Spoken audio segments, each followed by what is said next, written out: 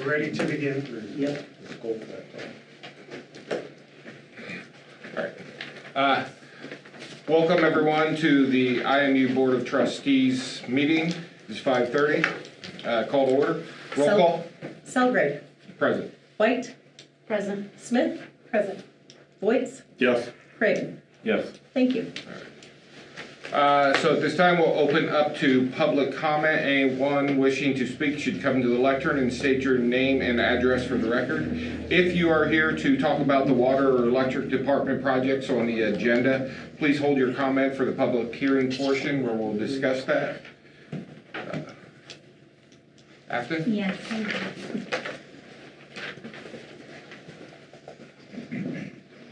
Hello, everyone. I'm Afton Bradley. I am here to represent the City of Indianola Parks and Rec Department for obviously the Indianola Veterans Memorial Aquatic Center because I oversee that operation. And I was here, I sent in a letter asking if you guys would be wanting to support and waive the water donation like we've done in years before for this year. We are asking 1.5 million gallons be the request. That's when we have a good season, very little leaks at the pool. If you see in my notes from the letter that I sent, we did exceed 1.5 million last year due to the fact that we had a broken elbow to a water feature in the little pool. So unfortunately, Iowa weather, things freeze, unfreeze, and that elbow cracked. So then we lost a lot of water due to that. And we had to drain the pool twice until we could find the leak and get that shut off. So that area where the water went to on that feature is currently and will remain closed unless we decide to redo that whole entire pool, which won't come for years to come. So I'm here on behalf of the commission, wondering if that's something you guys would like to support again this coming summer. Thanks. We will address that. Yeah, we did for public comment. She'll kind of presented some information.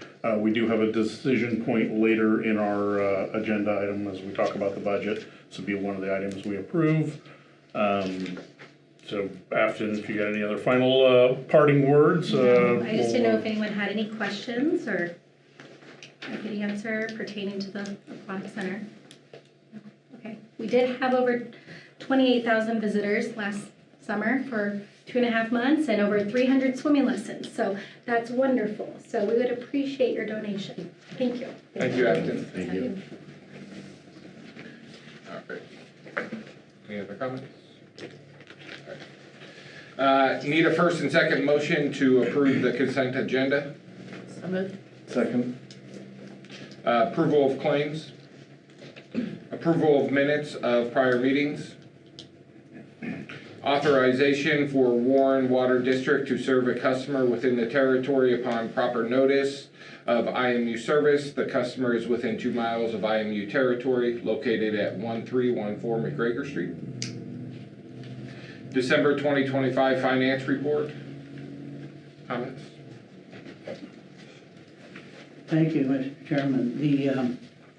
It's kind of interesting because one of the things I was just going to comment on, we're down about 5.5 million gallons this year compared to last year, and then we find out the swimming pool has a leak, so kind of amazing. The report is for 6 months ended December 31st, which would be 50% through the year. I guess a good thing would be is if our revenues were better than 50%, and if our expenses were less than 50%, in many cases that is the case. I did mention a little bit about the water being down about 5.5 million gallons. And I think that basically the electric is just about flat with last year. And let's see. And I know that the fiber is with the subscriptions and all that is getting to a point where they're actually had a profit of about $200,000 through the first 6 months. So that's how we get that thing on the plus side. those are my comments. I would entertain any questions you might have, and I might have to look to Michelle to answer those.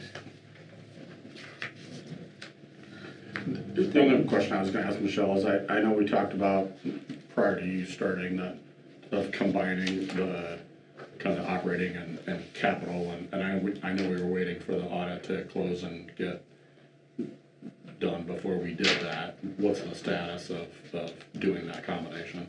I think we're pretty close. Some of that got pushed behind to prioritize the budget stuff, but over the next couple of weeks, that'll come back through, and I think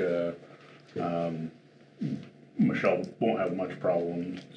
There's a couple inventory-related, hang-ups we have to do. It's kind of a unfortunately long process. So, between those two things, it'll go pretty quick when it happens, but there's a lot of pre-work that we're still involved in. Okay, or just one status update, thanks. All right. Authorization for Warren Water District to serve a customer within their territory upon proper notice to IMU, since the customer is within 2 miles of IMU territory located at 12095 Nevada Street. Roll call. Selgrave. Yes. White. Yes. Smith. Yes. Voight. Yes. Craven. Yes. Thank you. All right. We're going to move on to electric utility action items. Need a first and second motion to enter into public hearing regarding the plan, specifications, form of contract, and estimate of cost for East Iowa Circuit Switcher replacement project installation. So moved. Second. Anyone wishing to speak regarding this project should come to the lectern and state your name and address of the record. Any comments? Not under the public hearing. All right, roll call. We need a first and second, or no, motion to exit before roll call. Oh, motion to exit? So moved. Second. Thank you. Roll call, Selgrave. Yes. White. Yes. Smith. Yes. Voight. Yes. Craven. Yes. Thank you very much. All right. There it is. All right. Need a first and second motion to approve the resolution approving plans, specifications, form of contract, and estimate of cost for East Iowa Circuit Switcher replacement project installation. Motions? So moved. Second. So this, I can give just a quick update on kind of where this project, because this has been a lengthy project to get to where we are today. The circuit switcher at the East Iowa sub, as we remember, 2 years ago failed, and we had to order the switchers and the circuit switchers and the circuit breakers for that location. We did order that stuff in June of 2024, and then partway through that, if you remember, the tariffs went up. We had to have another meeting to cover some of those additional tariff costs on the breakers. And then those breakers actually are, today we got the phone call, they're trying to get loaded on a truck. And so hopefully we'll see those breakers later on this week. So we did get 2 bids on this project. Schultz's low bid.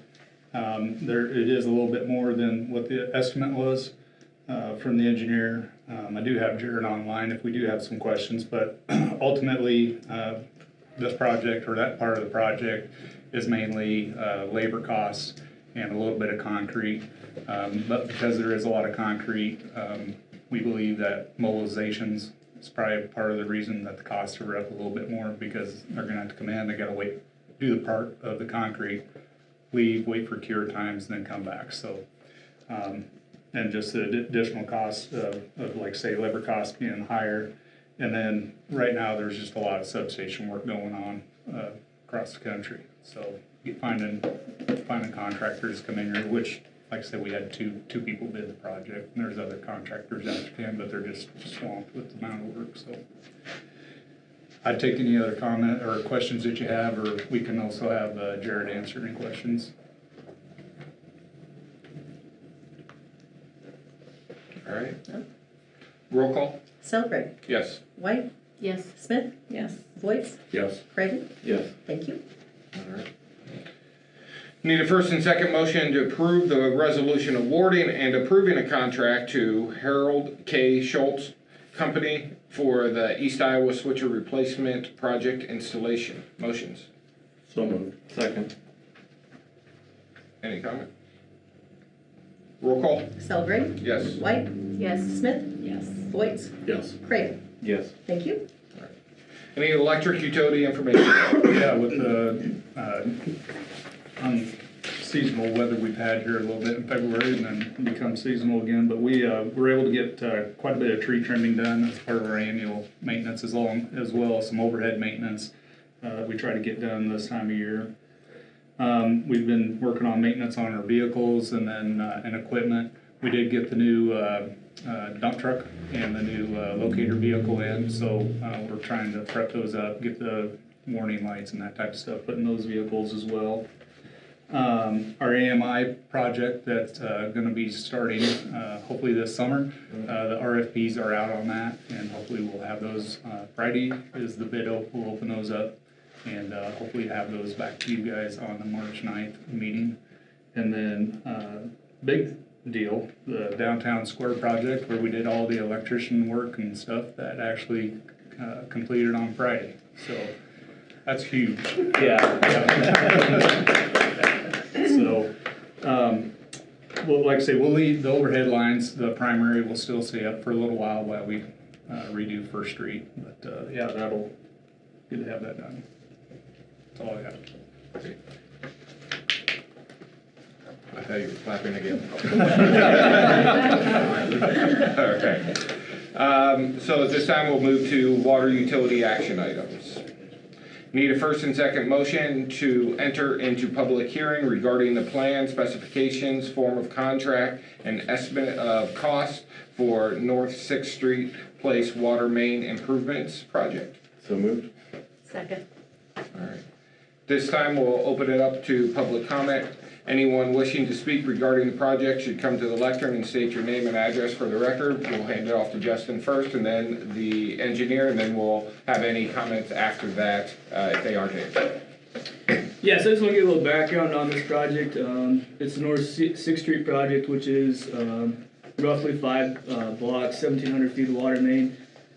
This current project we had, or in these 5 blocks, we'd have 24 main breaks through the history of this. Could you talk a little louder, please? Yep. Thank you. The water main was installed in 1959. Since then, we've had 24 water main breaks on it, which has put the project forward for water main replacement. This will be a underground boring project, which will take very minimal ground disruption. Libby with V&K is here for to answer any questions. Yeah, I'll be brief and make it a question. I'm gonna stand like this so you can hear me well. Like you mentioned, we're sensitive to not wanting to close down streets. The plan is that we have it written in the spec, the contractor cannot shut down a street during the project. There may be times we have 1 lane of traffic, but no full closures. Like you mentioned, we're doing boring, so we're not cutting up driveways. We're really keeping it very minimal. There's some areas of sidewalk where they have to do openings to get underneath. I brought extra copies of plans if anyone wanted to see that, and we also put together kind of an overall map so you can see the area, but really just here to answer questions anyone might have. If anyone does have any questions, please feel free to come to the lectern. My name is Gene Grimm, and I live at 604 North 6th Street Place. And from beginning to end, what are you talking?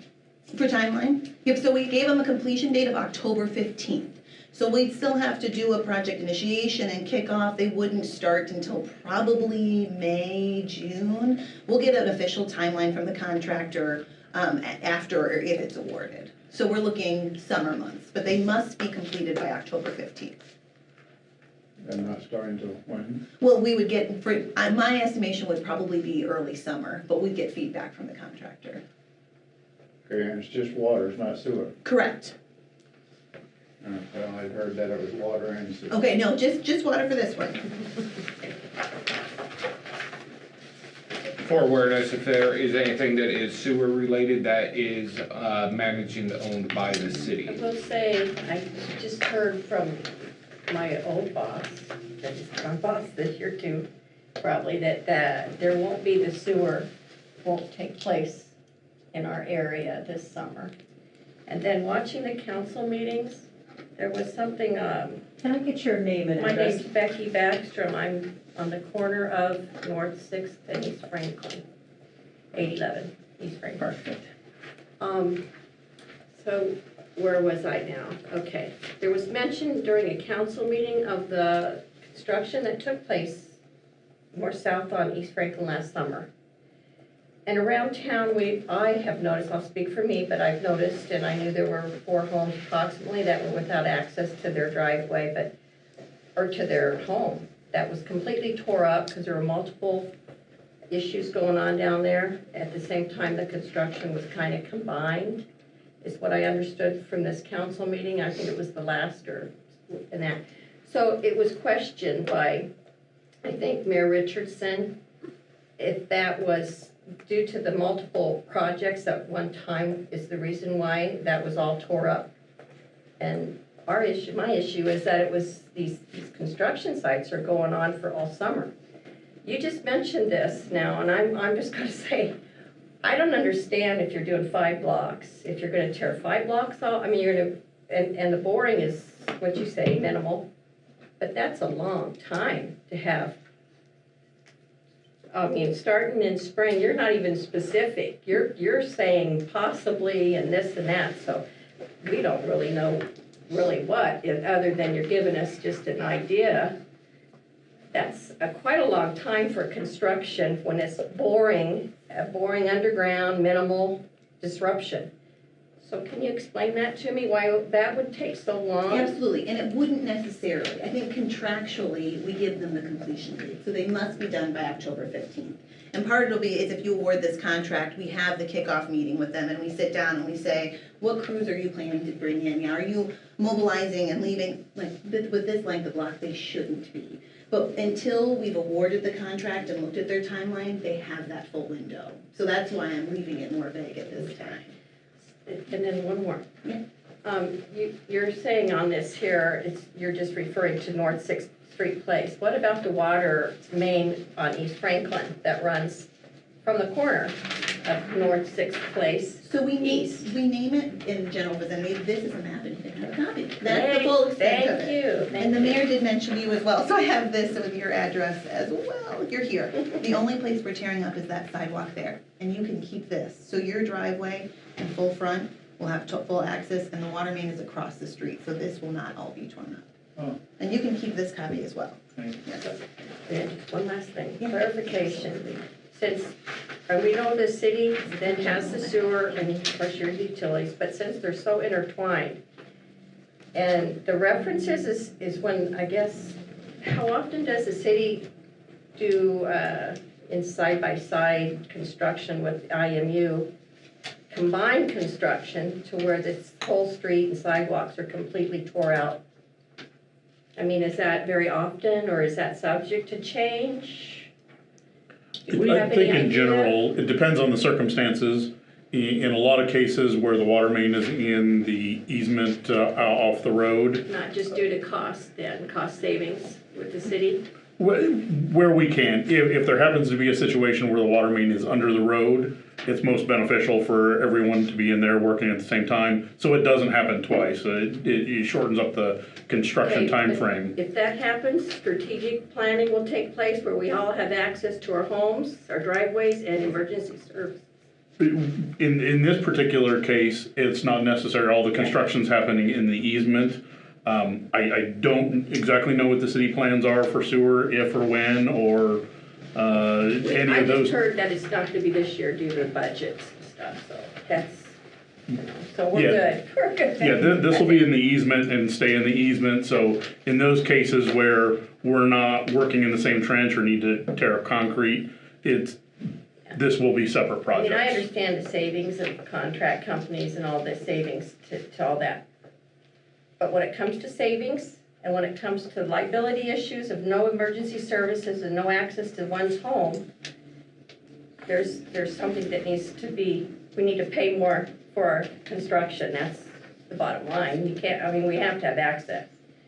And you look in the city and how things are done, I know they have more funding and all this, but it's done strategically. I mean, they have steel plating, you know, and they use everything to get someone to their home. I mean, Yes, in this situation, as we won't be tearing up the roads or anything, you will have full access. If we do get into anywhere where we'll be cutting the sidewalk or anything like that, we will have all the proper safety and protection mechanisms, cones, plates, anything that's necessary. And those will either be in the engineering drawings or part of the contract with the contractor that will ensure that that is done properly.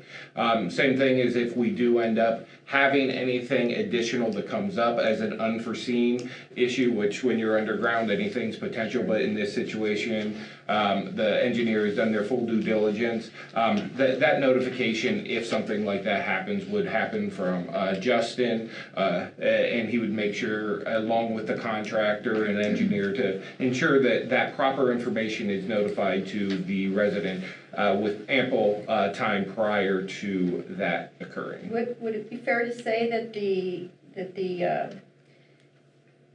interest of having the sewer done at the same time as the water main, or that would be more of the interest of the city?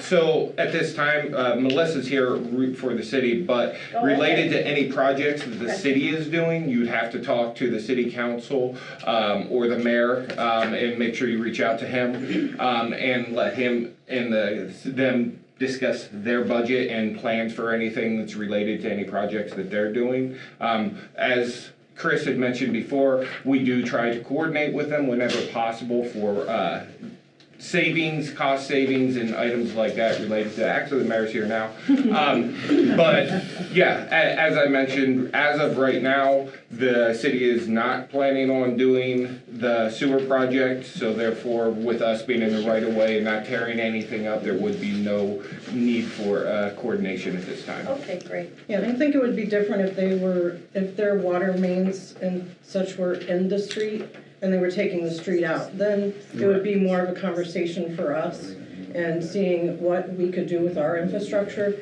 But since theirs are all in the easement and they are boring their project, then it's less of a discussion item for us at this time.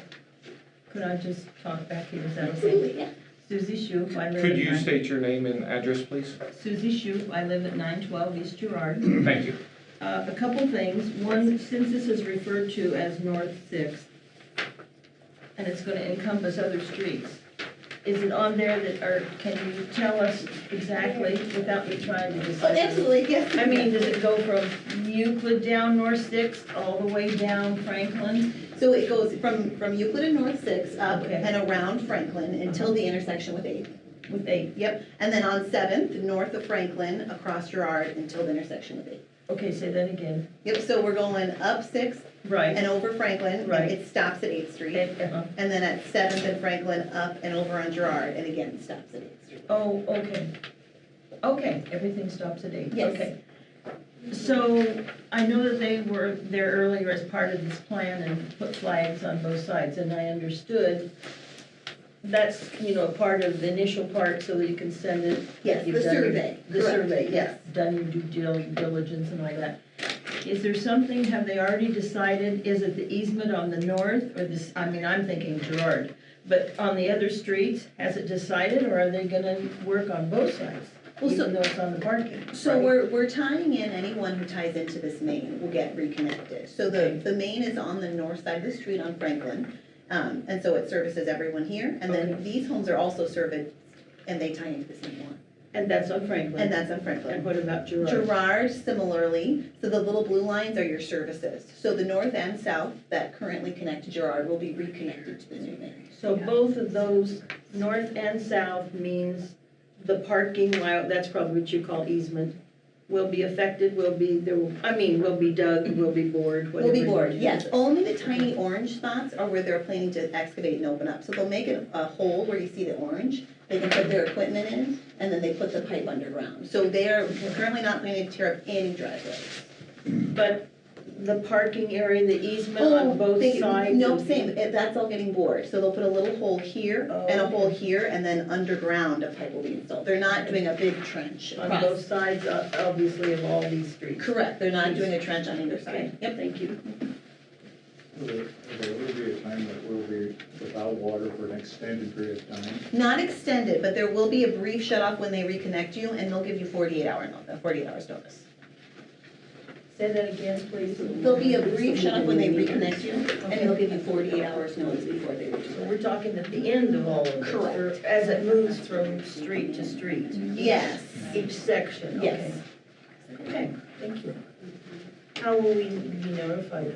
The utility will notify you, but B&K will also have an on-site construction person who you'll see wandering around throughout Okay, construction, good. and you'll have their contact. Great, that would be good, thank you. Anyone else like a map to take home? Yeah. Yeah, these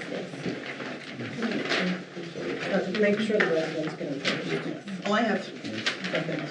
Yeah. Those maps are nice. Well, we like the plans, but then I realized that it's hard to orient yourself, so the map is better. Any other comments or questions? Hey, Don, Yes. Steve Richardson, 611 North Sixth Street Place. I don't know, did you get the ADA situations with Mr. Grimm and his wife? Yes, we were just talking about that. They are the only spot, a brief area of the sidewalk on the side will be torn up, but never access to the driveway or to the home. So they'll always be able to get. Understandable, but will they, I don't know, you talked about getting a golf cart because you're concerned about your wife being able to, if there's an emergency and get out, you don't want her in the street running in her wheelchair, so that's the concern too. So we want to make sure that there is ADA compliance with accessibility, not necessarily in the street, but somehow if there is an emergency, he has to get her out in her motorized wheelchair, so she can get out and not in the street. Yes, and we can talk, we will point out your address in particular to the contractor when we have a kickoff. Steve, before you got here, I think she emphasized that it will always be one lane open. Yes. It will Correct. never be, so that was, But I just want to make sure that the contractors know as well that somewhere, we know that during construction, there can be times when the street is blocked momentarily for a little bit, but if there's an emergency and he needs to get out, they gotta make sure that that happens. So, And contractors appreciate when we tell them things like Yeah. that, so we'll make sure to let them know about your address. Thank you. Anyway. You were asking me another question though, what was it? I guess it's more curiosity, what is the total cost of a project? Oh, yes, I was saying, do you have the total bid price? I don't have that memorized.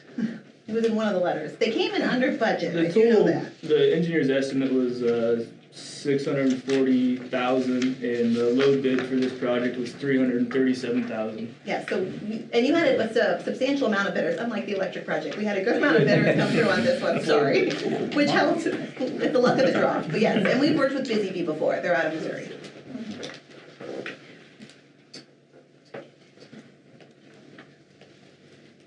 I noticed on your map, there's only one hydrant located. The hydrant is located incorrectly here on your map for 6th Street. The hydrant actually is next to the driveway of 810. Oh, I can pull that up.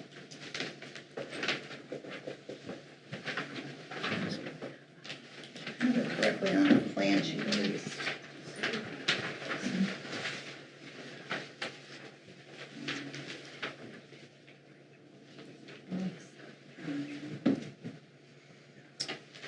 You said the hydrant's at 810? That's right, it's at that, right there at that corner of that property line, right?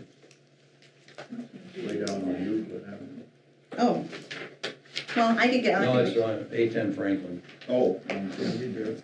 Oh, okay. Well, we could get that confirmed. We had a note on our plans. No, I'm talking about the curve of 6th Street Place in Franklin where it meets. Oh, I see this one. I went up here. Thank you. Well, so let's confirm.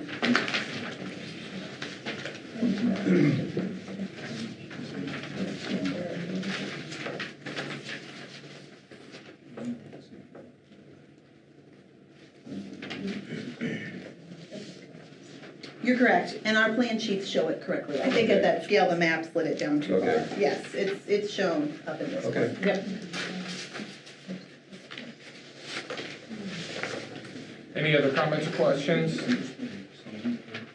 I'd just like to reiterate too that if the contract is awarded tonight, like Libby said, we will meet with the contractor, we'll get a schedule out. We will send notices out, usually we send them out 2 weeks ahead of time with the schedule, with the estimated start date and stuff like that. So we will send letters out once we do meet the contractor and have a schedule from them.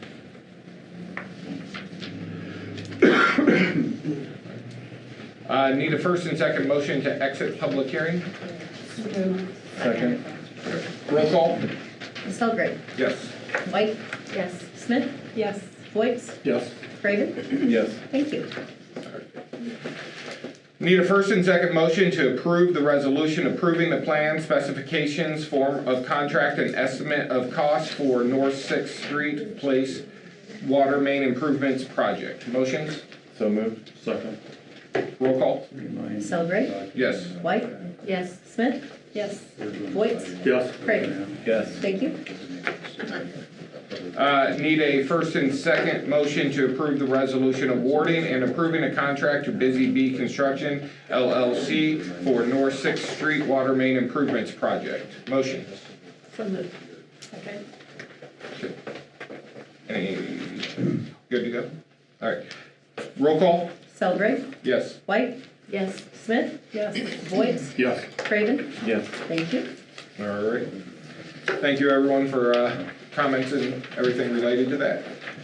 Water utility informational items. Yeah, I'll keep it pretty short. We're continuing with maintenance on equipment. We were able to get our high service pumps today, serviced and new packing in the pumps, so those should be good. We were able to do some cleanup around the old plant. We did fill one big dumpster up with just scrap pipe, hydrants and stuff. Actually have another one coming tomorrow to finish up. We were able to get out and isolate some valves for some projects that we have while the weather is nice, and then like Mike said, it kind of turned back to winter time again, so those are put on hold. Continuing to replace water meters, trying to get as many as we can for the AMI project, so working as hard as we can on those. Over spring break time, we will be working with the school to replace some of their big meters, as well as Simpson College to get those done while they're on spring break. Do they have the same spring break? The same month? Yes.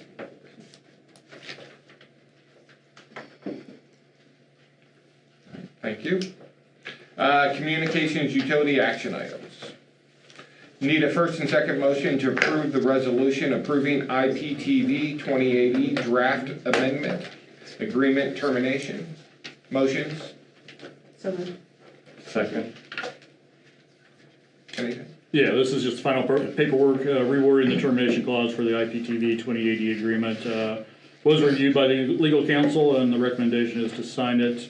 This will officially end that agreement then on October 11th, 2026, which we notified partners last September that we were planning on getting out anyway, so just changed up the wording on that contract is all. And as far as you know, everybody else is doing the same thing? Yep.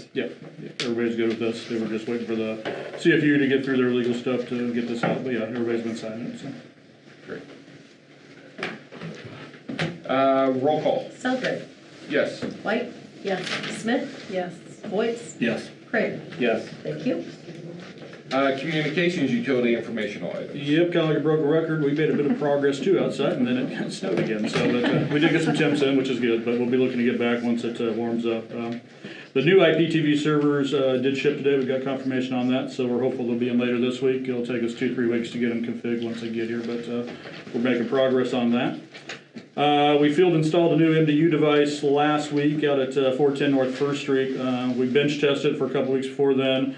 This is the device that uses existing coax cables in those MDU buildings. So it's one of those things we found out at the Calix conference in Vegas. So we're hopeful, but the bench tests look real good. So we've got one there at 410 North 1st Street. We're going to hook the first customer up on Thursday, and we've got another one next week to test it out. But we're hopeful that's going to work in these spots. So.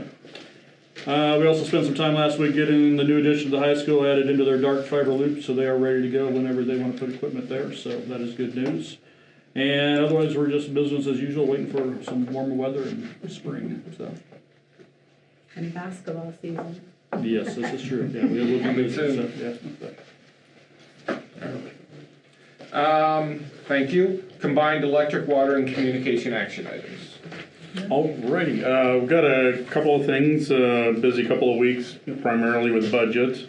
Wanted to let everyone know on March 2nd, we're going to do our annual financial report to the city. We'll be reviewing basically all the same items we did with the audit. Last week and coming up this week, I've had a couple of IPPA meetings, and that's regarding that transmission investment. Working through the process there. We'll have hopefully some exciting news coming up, but that's tends to be more behind the scenes. Last week I was at the IAMU Energy Conference. A lot of good information. Met with other electric utilities and in some cases shared our sorrows and some of the optimism of the electric environment. In and along those, one of the legislative items that kind of has been coming up for discussion is integrated resource planning. It's currently not required in Iowa. There has been some talk about including that process. Maine does the ones for a couple other states, so it wouldn't be a terribly big deal for us. We're right in the middle of the discussions and work for Nebraska's, and obviously it'd be similar in Iowa. Out of that, that means IRP discussion. The purchase power agreement concept is going to be really the standard going forward. Not necessarily looking at any ownership opportunities. It is time certain shares in production facilities, purchasing the power that comes off of those. And that is helping us move towards that Vision 2050, the carbon neutral readiness plan. Those PPAs are allowing that to happen. Michelle and I met with city staff regarding the health insurance renewal. I think the joint meeting will be set for 3/10 at 6 p.m. at City Hall. We'll discuss a couple of items, but the health insurance or annual health insurance renewal is probably the headliner in that. What time did you say that was, Chris? 6 p.m. What's the date? The 10th, March 10th. Holmes Murphy will be there for that too. Yeah, Holmes Murphy will be the primary presenters. Will we have that information ahead of time, or will they just share it that night? We'll have some packets. We've had some packets to share. Whatever they do send out, they're still working on a lot of those renewals, so it's being developed. We'll send out whatever we get when we get it. Can you make sure we get updated information on the insurance reserve fund too? Yep, we've discussed that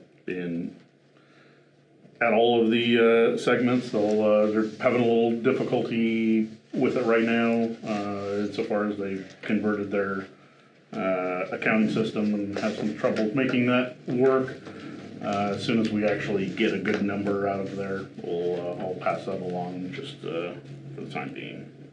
So, just so I understand what you're saying, the cities changed their conversion, or Holmes Murphy has trouble with their information? The city has. The city's moved from their existing platform to a Tyler Technology platform, and one of the items that's not quite working right involves the health insurance fund, and I can go into more details later, but the number that we have isn't correct, and everyone knows that it isn't correct. But I wasn't sure which group you were talking about. Yeah, it's the city's conversion.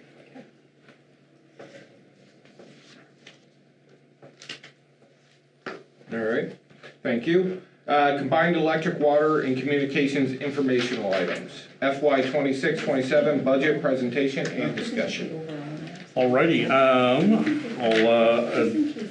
direct your attention to the screen. Just kind of get everyone started on the fiscal year 27 budget.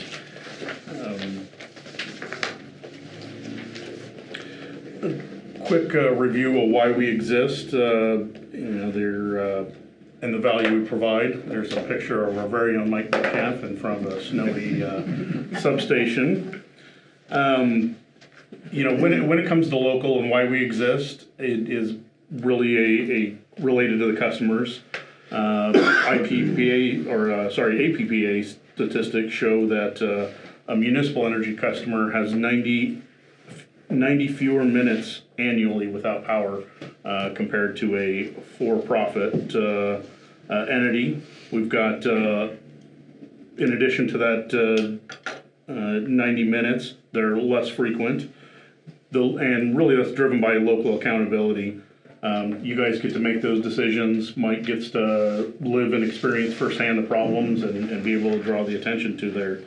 And finally, that local governance, local decisions, that ultimately is why we were able to do the solar project. A group of people like you guys got together and thought that would work best for a number of different reasons, financially and environmentally. That is the local difference. And just as a reminder for anyone listening, when you get your current IMU bill, it's one bill that includes 6 services. IMU, water, fiber, and electric, and the city has their sewer, recycling, and stormwater. In this presentation, we'll talk primarily about water and electric. Fibers in a little different circumstances. That's an elective service. And we'll kind of just update you on the status of some items there. Next slide, I'll turn over to our new finance director, Michelle Sheridan. She'll give you kind of a quick financial overview of where we are in the budget so far. Okay, thank you. So included in the materials that you guys received with this, if you went all the way back to page 349, there's about 5 pages on the proposed 2026-27 budget. And so just a couple of things I'm just going to touch on here. What the budget document shows is a re-estimated fiscal 2026 and with the 2027 proposed budget. Couple of things. Revenues are pretty stable. Operating expenses, business as usual. I know in the public utility world, boring is good. And so really on the operating side of the world, it's just some moderate increases here and there, nothing really overly jumps out at us. And then as far as planned capital goes, I believe you guys reviewed a 5-year capital plan at a December meeting. And so this budget includes the fiscal 27 projects that were in that capital plan. That includes continued efforts such as, water main replacement, underground conversion, just keeping up with fiber drops and customer premise equipment, things like that. And then also has some new initiatives, and you've heard a couple of times throughout this meeting about AMI. And so we're really excited about the kickoff of that 3-year project. So next, Doug, we'll start with the electric budget and just overall electric usage. Pretty much unchanged in our next year's budget, pretty static there. Revenues, there is no rate increase built in our budget for next year. Operating expenditures are up about 2.1%, so really fairly flat. And purchased energy, which is a big piece of that, is up 3%. So when you kind of think of that, that's going up 3%. Everything else pretty much is staying the same or a little bit down. Yeah, I think that's, again, I'll take this opportunity, when we had our wholesale rate increase, we were expecting 2%. That's kind of the number that was talked about. And really at the last minute, due to some uncertainties, they moved it up to 3%, and that was voted in at the January meeting. We had a little bit of scrambling to do. We were planning ahead with 2% and optimistic that out of some solar savings, we were going to directly offset the cost of that 2% wholesale rate increase. So again, a couple $100,000 worth of rate increase that we normally would have had to pass on in the form of rate increase, we were able to absorb and offset that from the savings from our solar facility. So I guess everyone kind of had wondered when we're going to see some savings and when's it going to pay off and how are we going to tell, this year, 3% wholesale rate increase we're able to financially absorb and pass on a no increase to our customer. So great news. I know a little bit of that. Mike's does a great job of prioritizing his has-to-haves, I'd really like to do, and then maybe someday stuff. So whenever we do get this kind of uncertainty and our purchase energy went from 2 to 3%, I can go to Mike and we can reprioritize. So, thank you to the electric department for, keeping all those projects up. Made an unpredictable rate increase easy to handle, for all of us. So again, very excited out of all of this, but special thanks to Mike and the rest of his folks to keeping track of everything. Chris, wasn't there a small contingent group within Mean that wanted to go higher than the 2 or 3%, and did that must have gotten talked down? So I don't want to pat myself on the back, but we ended at 3 and not 5. Yeah. So throughout the discussion, I think the word of the day there is unpredictability. The finance director in our November-December meeting was talking 2%, and there was a lot of folks that, because of that uncertainty, thought doing something more like 5% was discussed, was worthwhile. Obviously we didn't end with that 2%, but it wasn't 5%, so small victory. Good. Capital expenditures on the electric side budgeted at $2.9 million. That includes $1.1 million for electric underground conversion. It includes the first year of the 3-year project of the AMI meters, and then just some normal upgrades, replacements, vehicles, equipment, things like that. And that also includes our required debt service payments of $677,000. So I think before we can move on. I'll just have a couple last words there. This year is the first year in a long time we are projecting a decrease in fund balance, and that's really has to do with capital projects. We have some turbine capacity payments that have an uncertain future, and of course the spending for AMI. We know that'll be a 3-year project. Didn't think it was worthy necessary to include funding for that in the rates, so we are using some reserves this year for that. I know it's atypical for us. Usually we have a pretty steady uphill trajectory. Small usage of those reserves due to the AMI conversion as well as the turbine capacity payments. Which we do hope, we hope that'll be kind of a worst case scenario. We did project in there not to only have half of our turbine capacity payments.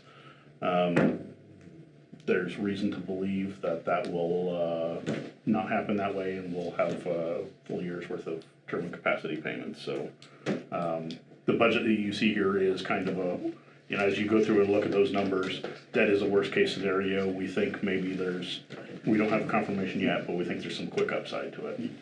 You said this, but I missed it. So you budgeted half of the turbine capacity payments? Yeah. But you think it could be better than that? Correct. Okay. And so. At what point do you think you'll know that? We can maybe, I can let you some construction. This quarter, next quarter? You don't have to pin me down, or I don't need an exact date, but will we know before the end of the budget year? We'll know more this week. Okay. All right, so we could move on to water now. Water consumption trending downward. I know that's something that we have seen this year on our board reports. Certainly some irrigation going down, harvest innovations, things like that. So we have kind of just followed that trend slightly downward. Water revenue up 4.2%. We do have some water rate increases budgeted for next year. And I'd like to actually kind of put a pause on going in too much to that because I don't want to take Chris's thunder because he has a fabulous next part of the presentation on what we've got baked in here for our water water rate. So just continuing down, operating expenditures up 2.5%, again, just a modest increase right in there. And then capital expenditures being budgeted at $2.3 million, and that includes about $1 million for water main replacement. Again, it includes increased efforts for the AMI conversion, as well as some other meter changeouts, and then also just the normal upgrades, replacements, the plant and things like that. So, Justin, the generator, is that in this fiscal year or is that in next fiscal year? This year? It's, hopefully it is in this fiscal year. Completion date's October 31st, so Okay. I'm hoping we can. It's probably gonna cross that. Yep. Okay. Yeah, it really depends on the big cost is the cost of the generator itself, and if that shows up before June, it slides in here. There is dollars here, and just like on the electric, we are going into what are existing reserves, but for items like that generator this is really, we split 2 years ago, 400,000 to 400,000. I think, Adam, you noted seeing that increase in the fund balance because of that. That's where we put it in there. We're spending it down, so this is really this year. Yeah. So it's going down this year because of really those comments and those increases for the prior 2 years. So structurally, there's nothing I'm concerned about here. We're getting a lot of the meter replacements and AMI that's taking a lot of priority. That will be kind of a 3-year push for capital, but like where Justin is going into reserves, it is just really for the singular items. There's no structural imbalance to worry about. and then if we can move on to communications. Number of subscribers, this one's actually trending upwards. You can kind of see that on the board report as well. Just getting more subscriptions. Thank you, Kurt. Operating expenditures up 4.1%. What's included in this budget is a budgeted increase of 10% on wholesale provider costs. I believe there's some other one-time charges in next year's budget as well. Capital expenditures at $900,000, which includes kind of just the normal customer premise equipment, drops and installation, system expansion, and then finally the required debt service of $1.1 million on the communications side. And that would be all that I have on the budget, and we will. Yeah, Yep. exactly. Fingers crossed. We'll. I don't want to spike the football yet, but you guys are gonna be invited to once we're at 0 net position. That's it. Zero is not usually exciting, but when we're not negative, that'll be a great small celebration that we have. Again, that's happening years, 5, 6, 7 years sooner than it should have. That success of the communications unit has been outstanding. I think, talk to anybody, the word of mouth on what you get out of the IMU fiber internet is why it's working. Everyone loves it.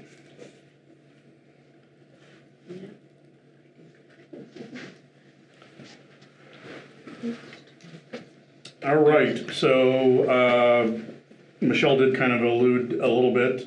We have a water rate forecasted, but I'll get into the details. I just wanted to start out with IMU versus some other local water providers. I recently saw a discussion on Facebook, pointing out some thoughts, and I just kind of wanted to set the record straight here. You see the actual data down at the bottom. IMU out of anybody that borders us and local is the most cost-effective water solution. And not only is it low cost, you get Justin's great water instead of some nitrate-filled swill that other people have.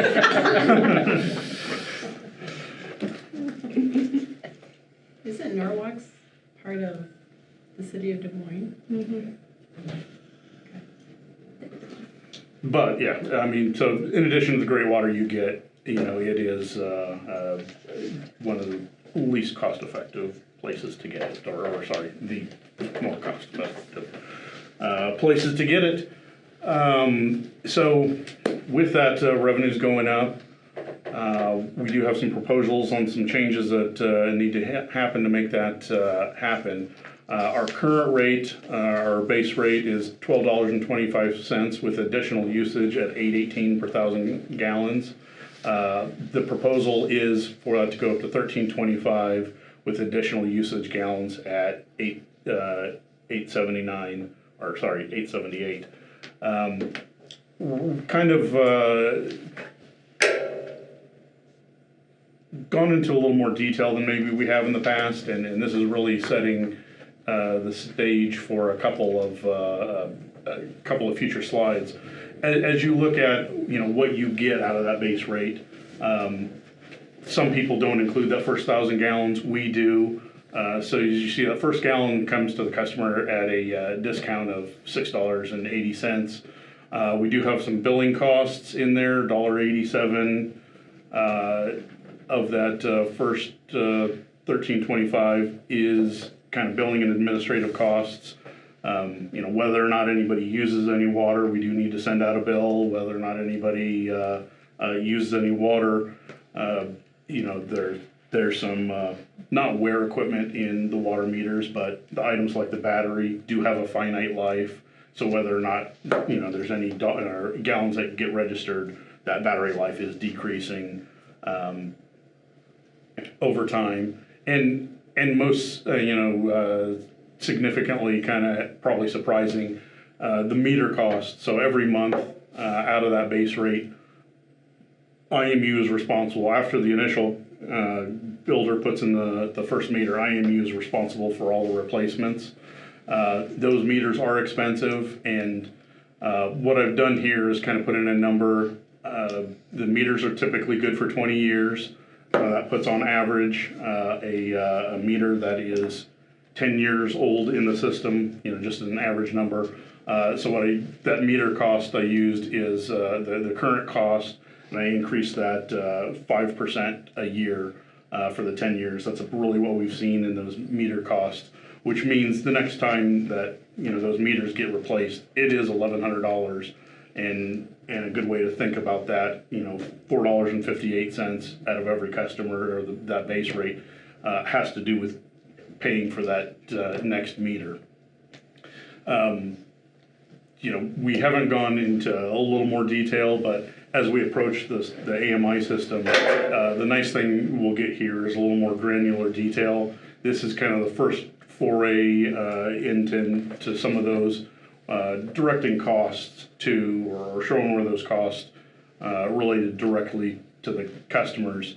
The bottom line to all of this, as we talk about this increase, the average customer increase is going to be between $2.20 and $3.09 for nearly all of our residential customers. Obviously, some people that use more will be a little more, but again, even though this may look dramatic, the number that we're really talking is, for the majority of people, $2.20.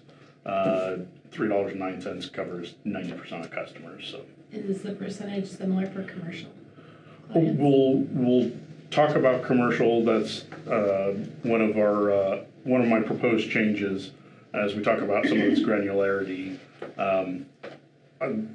If you want to go ahead and go on to the next one.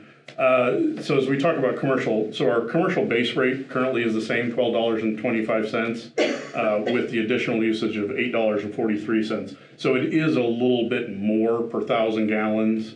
And I think in the past, that additional margin was used to pay for, more expensive meters. And one, item that a number of utilities are approaching, particularly in the water area, is access charges or base rates that vary with meter size. And that's what I'm proposing here. We would change the additional marginal gallons down to the residential rates. So we'll no longer have residential and commercial rates. That will be the water rate.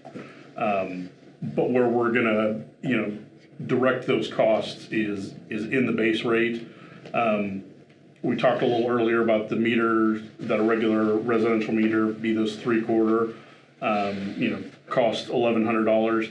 the 1.5 inch, 2 inch, 3 and 4 meters are quite a bit more expensive than that.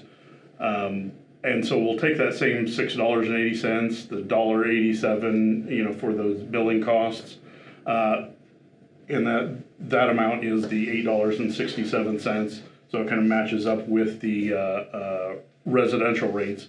But where the big change that we're asking for or want to propose is to make that base rate include those more expensive meter fees. And so when you have a 2, 3, 4 inch meter, we're not collecting it off the margin, but we're directing it to, as an example, the current cost of a 3/4 inch water meter is about $650, but that 4 inch meter is $6,100. And so out of those, currently the base rates were the same, and we were hoping to make up the difference with marginal gallon usage. I would propose that we would, make those 2, 3, 4, or 1.5 inch, 2, 3, and 4 inch customers, pay for those meter costs directly out of their base rate. And for that, we would reduce their marginal rate down to the water rate. So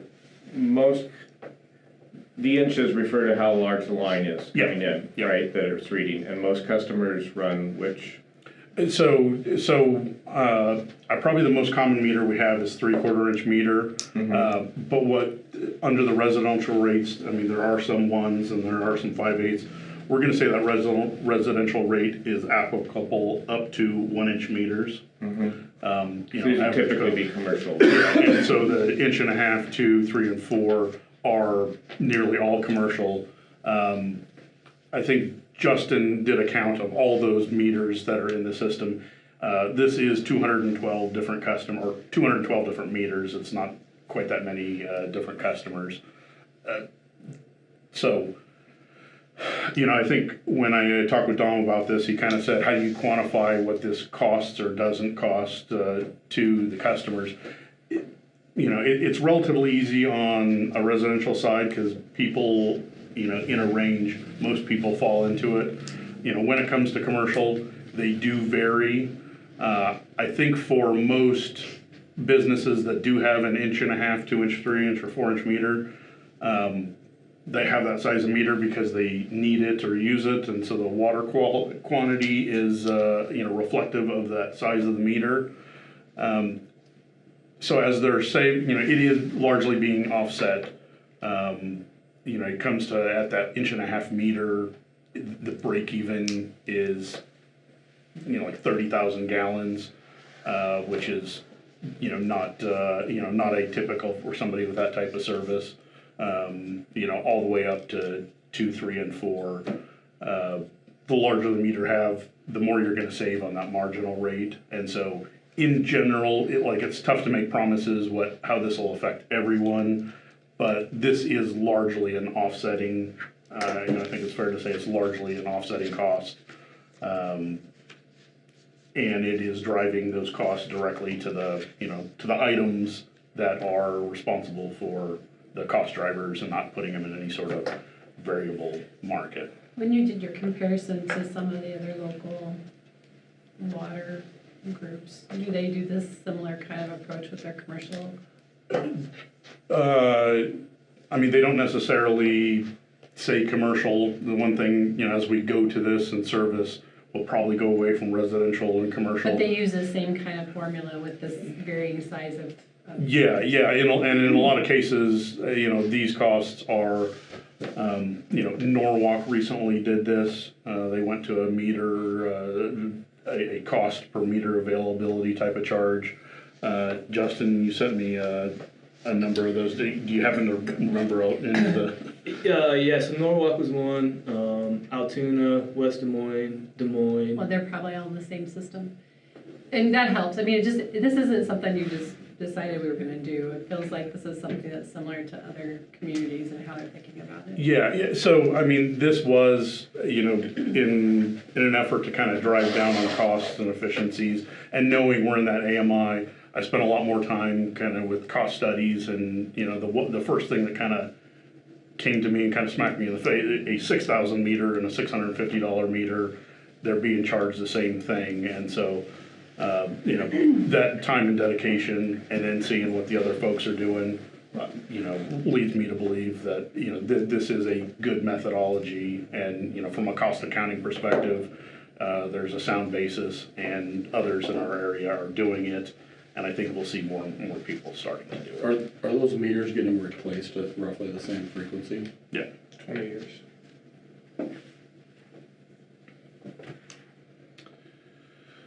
So so again, you know, commercial, large users, I mean, I think it's fair to say, if we say Simpson, everyone kind of expects that they're a large unit. They'll probably save a little money, but if you have a large meter and are not using a lot of water, there's probably another discussion to be had. But generally, this is a neutral to saving money type of scenario on the commercial. Okay. My only suggestion is for those larger users like Simpson, like the school district, I think it'd be helpful if you could calculate or estimate what the impact is gonna be to them. Yep. And give them a heads up. Yeah. If it's, you know, one way or the other. If it's gonna save them money, great. If it's gonna I do cost know them that, yeah, I picked a few that I know it's gonna save some money. I guess I'll just say that in definite terms, but yeah, it varies by the usage scale for sure. So out of that granularity and the in discussion of you know, direct and more fixed costs, I'll go into the next slide. IMU water irrigation rates. We did price those out at the commercial rate previously. And again, that 15 cents when there's not any usage doesn't help pay for the $4.58 cost. That's that monthly cost for the meter. So the proposal would be to move the IMU water irrigation rates down to the water usage rate. It's not a residential or commercial anymore, that same water usage rate, but to charge the $4.58 meter fee for that. Now, the reason we don't have any of the other costs, the administrative costs, if you've got an irrigation meter, you're already getting a bill, and there's already kind of somebody heading over to your house to read the meter. So we don't need that same level of administrative cost or any of the other things. We're really just looking to reflect the cost of owning the meter, having the meter, that monthly cost, and then again offering the lower than commercial rate, moving that down to the water usage rate at $8.78.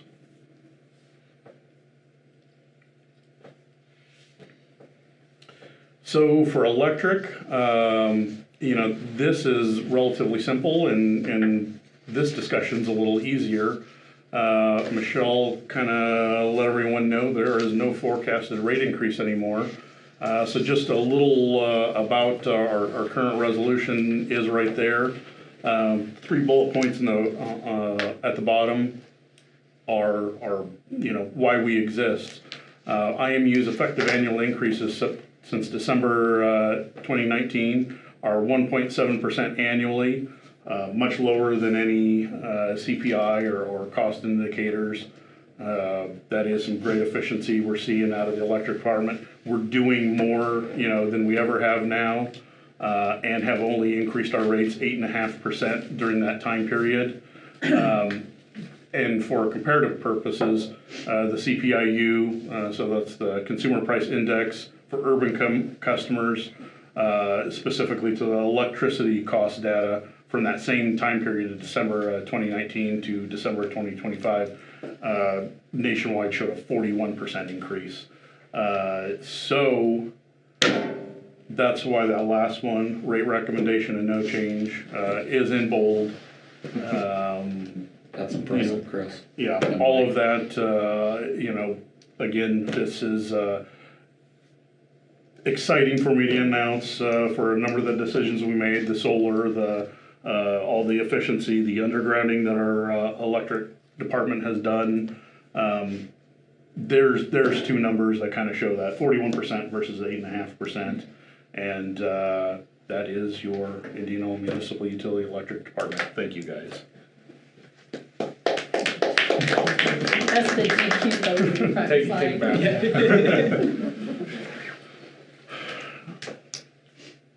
And lastly, telecommunications. The short answer here is there's no other changes. We haven't changed rates since we started the the communications utility. If you're happy with your equipment, you can have that same day one price that's always have. Now, the exception to that is video, and there really is no way around that. Video costs go up for us every year. The good thing, or the exciting thing that we have is we're only passing those costs along. We're not, increasing any of the margins or anything to do with that. So TV rates will change. They'll go up to $49 for the basic and $139 for the expanded package, and all other costs are the same. Kurt, you have any other exciting words of wisdom? No. We try to keep it as flat as possible, so. So with that, there is our let's go on. So we do have, with knowing that, electric rates staying flat, the water rates as we'd proposed. Does anybody have any thoughts or concerns or more information that they want to see out of the next meeting? Those are in the budgets. I think they're relatively straightforward, and the changes we made, I think, are appropriate to the extent of we're directing costs where they're going, we're saving them where they need to be saved. So we do have two funding requests. Warren County Economic Development Corporation requested $5,000. As you recall, Rachel came and presented some of the accomplishments of the WCDC.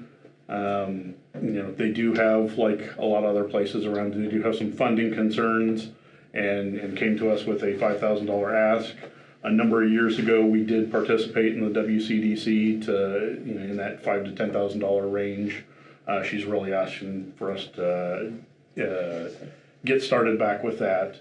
I don't know if you guys had any initial thoughts on that.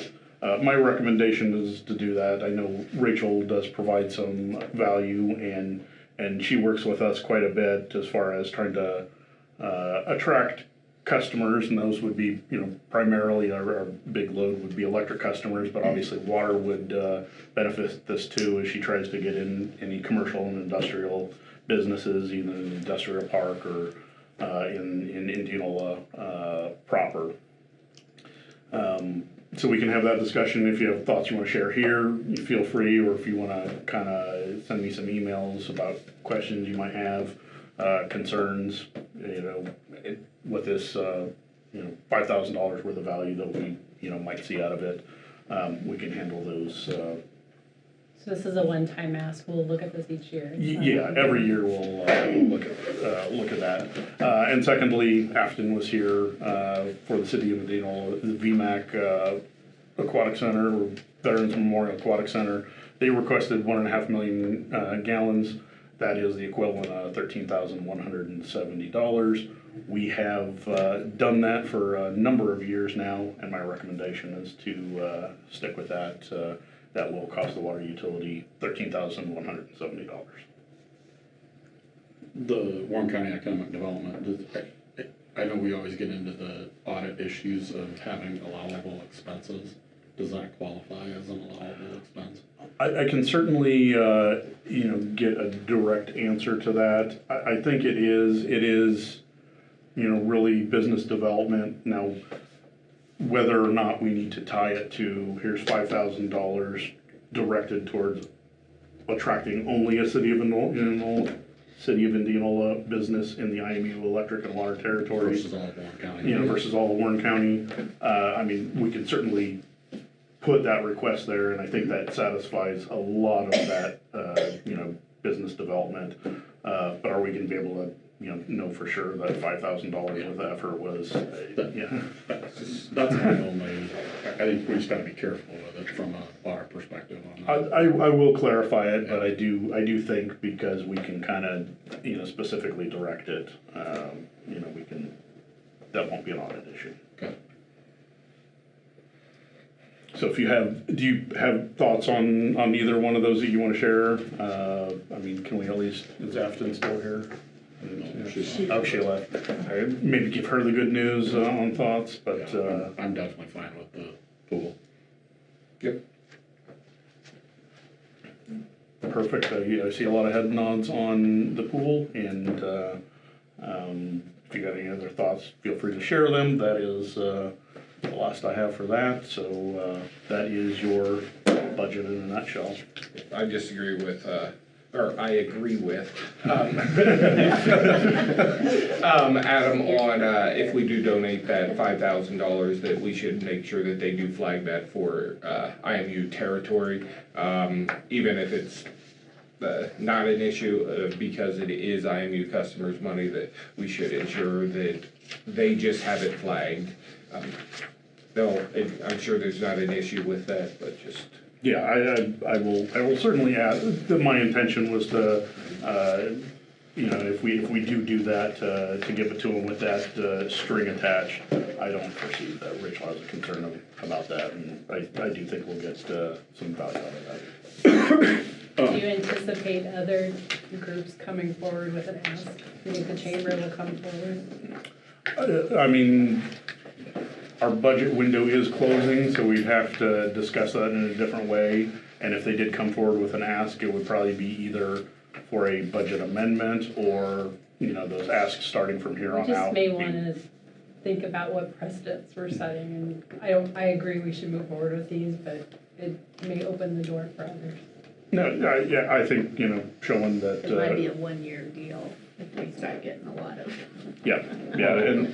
Is it something we look at saying each year we have a Bluetooth budget disconnected that is for things like that, and then it gets fed out appropriately that way, and not the same person every year or something, but that way it's not one where someone's like, oh, well, you gave them this, can you double that, triple that? If we get more, a budget of dollars or a pool of dollars is something to consider. If we get more than one this year, that wasn't, necessarily a problem. Those were the two items that we had. But if it gets bigger, or, I'm concerned that maybe the dollars are starting to get out of control, we'll implement something like that, and you guys can kind of prioritize a pot of funds based upon what comes in. Sounds good. I just want to add one more thing here. So I just want to say thank you for this presentation. This was impressive, and I appreciate you going through and putting this together. I also appreciate the materials that you put in the book here, and how you did the highlights and laid out the assumptions that went into this. I thought that was really well done. So thank you for that.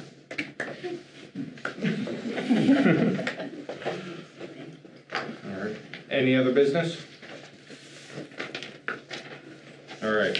This time we need a first and second motion to enter into, if anyone wants to leave, it's going to be a minute. Closed session in accordance with Iowa Code Section 388.91 to discuss marketing and pricing strategies and proprietary information of the telecommunications division, whose competitive position will be harmed by public disclosure that is not required of potential or actual competitors, and no public purpose is served by such disclosure. Motion? Second. Thank you, Chris, and all again, just thanks for. No, absolutely. Thank you for coming. Sir, White, how big is the Yes. Points? Yes. Craig? Yes. It's good to hear about the no. Thank you, everyone.